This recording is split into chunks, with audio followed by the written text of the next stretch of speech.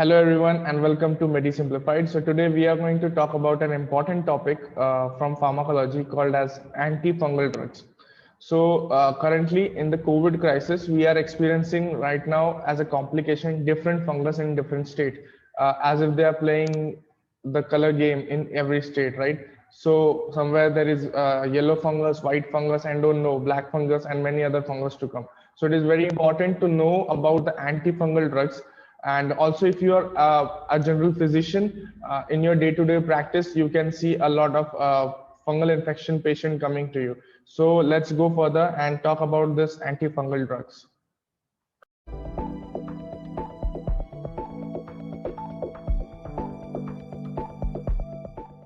So antifungal pharmacology. First, we'll talk about the classification of these drugs. So these drugs are basically classified into 5 types. First is antibiotics, second is antimetabolite, third is azoles group, then allyl amine, and the last are topical agents of antifungal drugs. So first we'll talk about the antibiotics.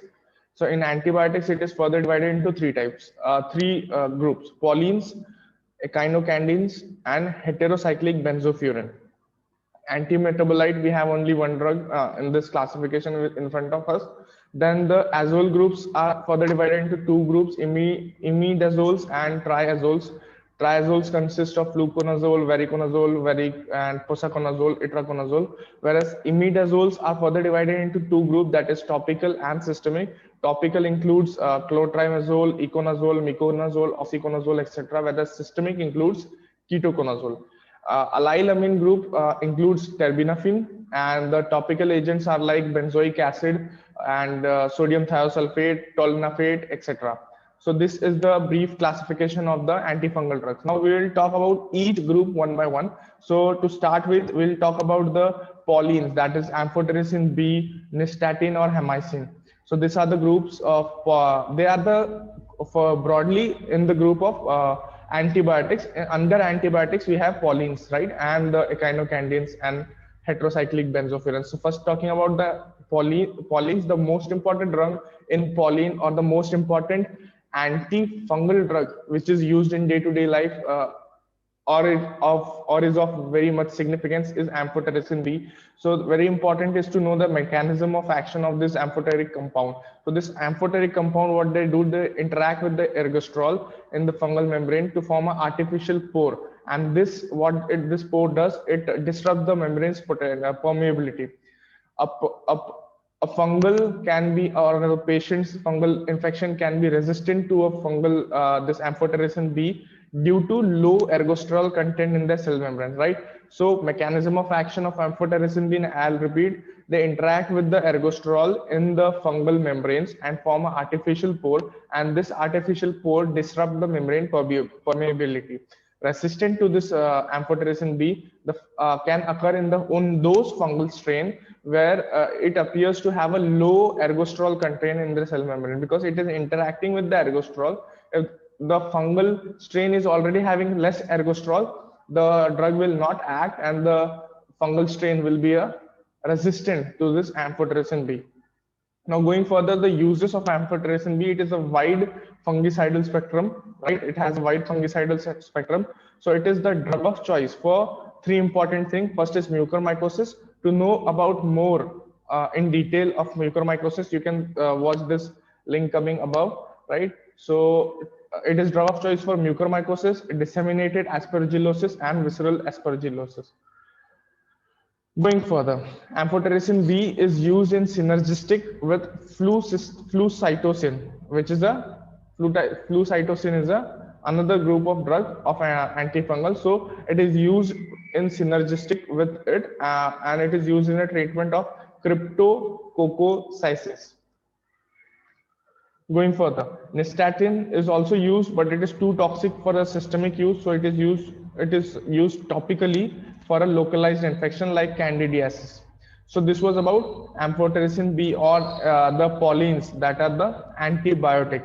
Going further, we will talk about the pharmacokinetics of this drug. So amphotericin B is given slow IV infusion, right? You cannot give amphotericin B orally. It is given in slow IV infusion, and it has a slow clearance. So the half-life of this amphotericin B is more than 2 weeks via both metabolism and renal elimination.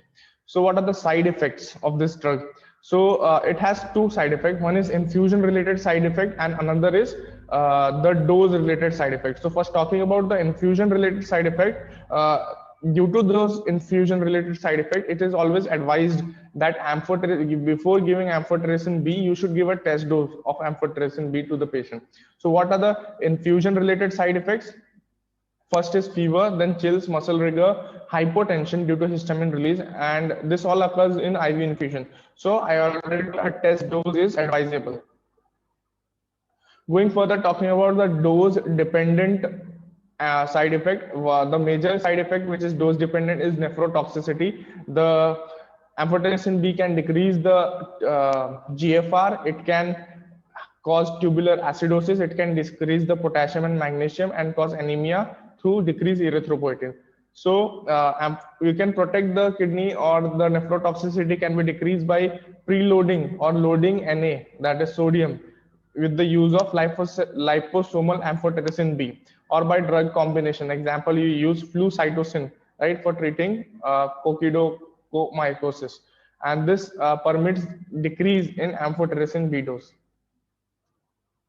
Now talking about the heterocyclic benzofuran, that is the grisofulvin or griseofulvin. The griseofulvin drug is having high affinity towards keratin. Few drugs have affinity towards few cell in the body. So similarly, grisofulvin is having affinity for keratin particles or keratin tissue. So the moment you give grisofulvin, it will be attracted, or it will run towards the keratin content. So therefore, it is used in the treatment of those disease which is related to keratin content. And where do we have keratin? We have keratin in nails, we can have keratin in skin, and also in hair. So it is active only against dermatophytes, and we give it orally, not topically. And how it acts by depositing in the newly formed keratin and disrupts the microtubule structure of the keratin. What are the side effects of this drug?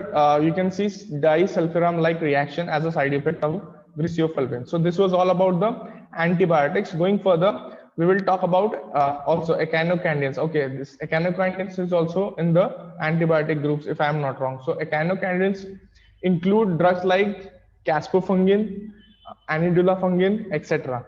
So what is the mechanism of action? The echinocandins act by inhibiting the inhibits the synthesis of beta-1,2-glucan, which is a critical component for a fungal cell wall. And it is used as a backup drug for IV and given IV for disseminated mucocutaneous candida infection or invasive aspergillosis.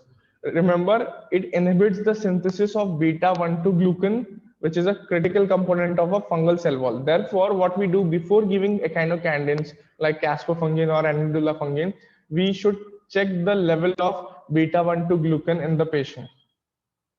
And also you should monitor the liver function while giving the echinocandins. Now we will talk about the antimetabolites, that is flucytosine. We are done with the antibiotics. Now we are talking about antimetabolites. One thing we know about this flucytosine is that it is used in synergist with the amphotericin B in some disease. Now talking about its mechanism of action, it is activated by fungal cytosine deaminase 2,5-fluorouracil, that is 5-FU, which after triphosphorylation is incorporated into fungal RNA, right? Now this 5-FU also forms 5-FD-UMP, which inhibits the thymidate synthesis, that is, it will decrease the thymine. And the resistance to flucytosine can emerge rapidly if it is used alone. So therefore, we are using it in combination with amphotericin B in severe candidal and cryptococcal infection, and it enters the CSF. So also one more thing, the side effect of this drug is it is toxic to bone marrow. Now talking about another important group, that is azoles. And azoles is a wide group. I have already told the classification. The mechanism of action of this group is that it inhibits the synthesis of ergosterol by inhibiting 14 alpha D methylase, which is a fungal 450 enzyme, and it converts lanosterol to ergosterol. So it is inhibited. The conversion of lanosterol to ergosterol is inhibited by azoles. Why? It inhibits the 14 alpha D methylase, which is a fungal 450 enzyme. Resistance to azoles can occur via decreased intracellular accumulation of azoles. Now we'll talk about the uses of this azoles one by one, right? I'll instead of going group wise, I will tell about individual drug and their uses. First, we'll talk about ketoconazole. It is used as a core drug of choice for paracoccidiosis, and it is also used as a backup for blastomycetes and histoplasma. It is used orally in mucocutaneous candidiasis or dermatophytosis. But remember, for dermatophytosis, what we learned? Glycofulvin is having a higher affinity. Then we'll talk about fluconazole. Fluconazole. Fluconazole is the drug of choice for esophageal and invasive candidiasis, and it's also used for coccidomycosis. And it is also used as prophylaxis and suppressing the cryptococcal meningitis, as it can transfer cross the CSF. Itraconazole and voriconazole, it is used as the drug of choice in blastomycosis and sporotrichosis and aspergillosis. It is also backup for many different mycosis and candidiasis. Clotrimazole and miconazole. Clotrimazole and miconazole are used topically for candidal infection and dermatophytical infection. Last but not least, posaconazole and isuvaconazole. Posaconazole and isuvaconazole are used as drug of choice for mucormycosis, and also it is used for against aspergillosis. Talking about allylamine, that is terbinafine. This is the last group which we are going to discuss. Allylamine, and the drug is terbinafine. So it acts by it only acts against the dermatophyte, and it acts by inhibiting the sequel epoxidase, and it leads to decrease in ergosterol. It is possibly superior to glycofulvin in onychomycosis. So side effect of terbinafine is GI upset, rash, and headache, and also it can cause hepatotoxicity. So we should monitor the liver function test while giving the terbinafine. So thanks for watching this video. This was all about the antifungal drug I could have discussed in a quick review. So hope you find this video useful. Do not forget to like, share, and subscribe my channel MediSimplified. Thank you.